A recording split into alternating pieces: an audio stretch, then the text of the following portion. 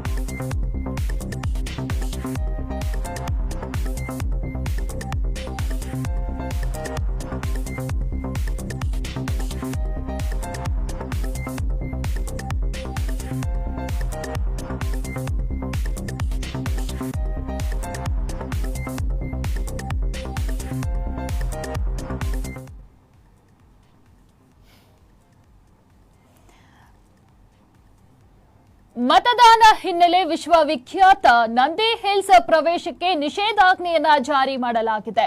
April 25ರ ಸಂಜೆ 6 ಗಂಟೆಯಿಂದ April 26ರ ರಾತ್ರಿ 8 ಗಂಟೆವರೆಗೂ ನಿಷೇಧಾಜ್ಞೆಯನ್ನ ಜಾರಿ ಹೇರಿದ್ದಾರೆ. ಚಿಕ್ಕಬಳ್ಳಾಪುರ ಜಿಲ್ಲಾಧಿಕಾರಿ ಪಿಎನ್ ರವೀಂದ್ರ ಅವರು ಆದೇಶವನ್ನ ಹೊರಡಿಸಿದ್ದಾರೆ. ಈ ಅವಧಿಯಲ್ಲಿ ಇನ್ನು ಮುಂಗಡವಾಗಿ ಕೊಠಡಿಗಳನ್ನ ಕಾಯ್ದಿರಿಸಲು ನಿಷೇಧವನ್ನ ಜಾರಿ ಮಾಡಲಾಗಿದೆ. ಕಡ್ಡಾಯ ಮತದಾನ ಮಾಡುವ ಉದ್ದೇಶದಿಂದ ನಂದಿ ಹಿಲ್ಸ್ಗೆ ನಿಷೇಧಾಜ್ಞೆಯನ್ನ ಜಾರಿ ಮಾಡಲಾಗಿರುವಂತದ್ದು. ಚಿಕ್ಕಬಳ್ಳಾಪುರ ತಾಲೂಕಿನ ವಿಶ್ವವಿಖ್ಯಾತ ನಂದಿ ಹಿಲ್ಸ್ ಅನ್ನ ನಿಷೇಧಾಜ್ಞೆ ಜಾರಿ ಮಾಡಲಾಗಿದೆ. ಇನ್ನು ಮತದಾನವನ್ನ ಕಡ್ಡಾಯವಾಗಿ ಮಾಡಬೇಕು ಅನ್ನೋ ಒಂದು ಕಾರಣದಿಂದಾಗಿ ಇಲ್ಲಿ ವಿಶ್ವವಿಖ್ಯಾತ ಆಗಿರುವಂತಹ ನಂದಿ ಹಿಲ್ಸ್ ಪ್ರವೇಶಕ್ಕೆ ನಿಷೇಧಾಜ್ಞೆಯನ್ನ ಜಾರಿ ಮಾಡಲಾಗಿದೆ.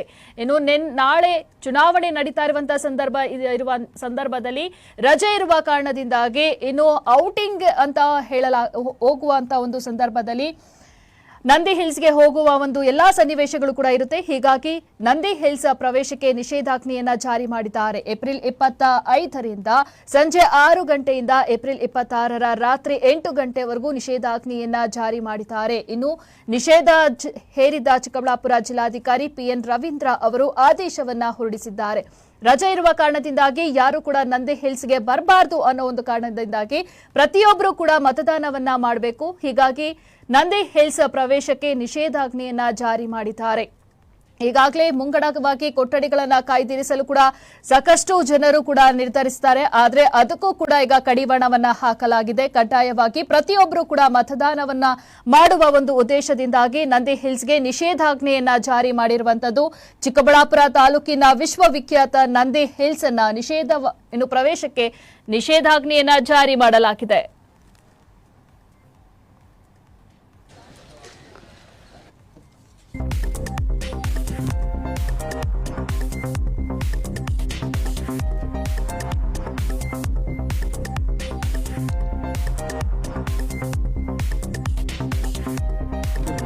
ಕೊಡಬೇಡಿ ಅಂತ ಹೇಳಿದ್ದೀನಿ.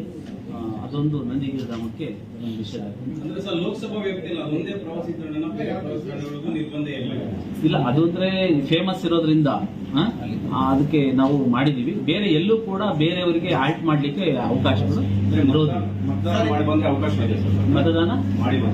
ಮತದಾನ ಮಾಡಿ ಬಂದ್ರೂ ಕೂಡ ಅವಕಾಶ ಇಲ್ಲ. ಒಟ್ಟಾರೆ ಅವಧಿ ಏನಿದೆಯಲ್ಲ 25 ಮತ್ತು 26ನೇ ತಾರೀಕು ಅಂತ 2 ದಿನ ಏನಿದ್ದಾವೆ, ಈ 2 ದಿನದಲ್ಲೂ ಕೂಡ ನಿಷೇಧಾಜ್ಞೆ ಅನ್ನೋದು ಜಾರಿ ಇದೆ. ನಿಷೇಧಾಜ್ಞೆಯನ್ನ ಮಾಡಿದ್ದೀನಿ. ಅಲ್ಲಿ ಯಾವುದೇ ಕಾರಣಕ್ಕೂ ಬುಕ್ಕಿಂಗ್ ಅನ್ನ ಕೊಡಬೇಡಿ ಅಂತಲೂ ಕೂಡ ಹೇಳಿದ್ದೀನಿ.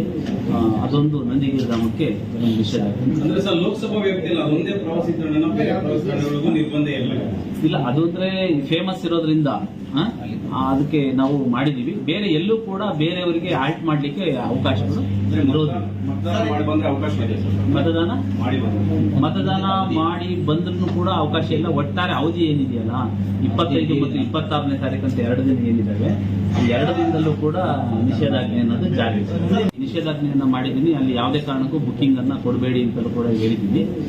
ಅದೊಂದು ನಂದಿಗಿರಿ ಧಾಮಕ್ಕೆ ಒಂದು ನಿಷೇಧಾಜ್ಞೆ ಅಂದ್ರೆ ಸರ್ ಲೋಕಸಭಾ ವ್ಯಾಪ್ತಿಯಲ್ಲಿ ಅದೊಂದೇ ಪ್ರವಾಸಿ ತಾಣನ ಬೇರೆ ಪ್ರವಾಸಿ ತಾಣಗಳಿಗೂ ನಿರ್ಬಂಧ ಇಲ್ಲ. ಅದು ಅಂದ್ರೆ ಫೇಮಸ್ ಇರೋದ್ರಿಂದ ಅದಕ್ಕೆ ನಾವು ಮಾಡಿದೀವಿ. ಬೇರೆ ಎಲ್ಲೂ ಕೂಡ ಬೇರೆಯವರಿಗೆ ಆಲ್ಟ್ ಮಾಡ್ಲಿಕ್ಕೆ ಅವಕಾಶಗಳು ಇರೋದಿಲ್ಲ. ಮತದಾನ ಮಾಡಿ ಬಂದ್ರೆ ಅವಕಾಶ ಇದೆ ಸರ್. ಮತದಾನ ಮಾಡಿ ಬಂದ್ರೆ ಮತದಾನ ಮಾಡಿ ಬಂದ್ರೂ ಕೂಡ ಅವಕಾಶ ಇಲ್ಲ. ಒಟ್ಟಾರೆ ಅವಧಿ ಏನಿದೆಯಲ್ಲ 25 ಮತ್ತು 26ನೇ ತಾರೀಕು ಅಂತ 2 ದಿನ ಏನಿದ್ದಾವೆ, ಈ 2 ದಿನದಲ್ಲೂ ಕೂಡ ನಿಷೇಧಾಜ್ಞೆ ಅನ್ನೋದು ಜಾರಿ ಇದೆ. ನಿಷೇಧಾಜ್ಞೆಯನ್ನ ಮಾಡಿದ್ದೀನಿ. ಅಲ್ಲಿ ಯಾವುದೇ ಕಾರಣಕ್ಕೂ ಬುಕ್ಕಿಂಗ್ ಅನ್ನ ಕೊಡಬೇಡಿ ಅಂತಲೂ ಕೂಡ ಹೇಳಿದ್ದೀನಿ.